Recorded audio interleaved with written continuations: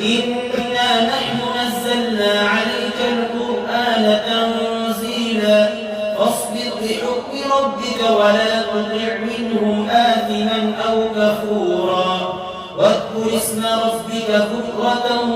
وأصيلا ومن الليل فاسجد له وسبحه ليلا طويلا إن هؤلاء يحبون العاجلة ويذرون وراءهم يوما ثقيلا نحن خلقناهم وشددنا أسرهم وإذا شئنا بدلنا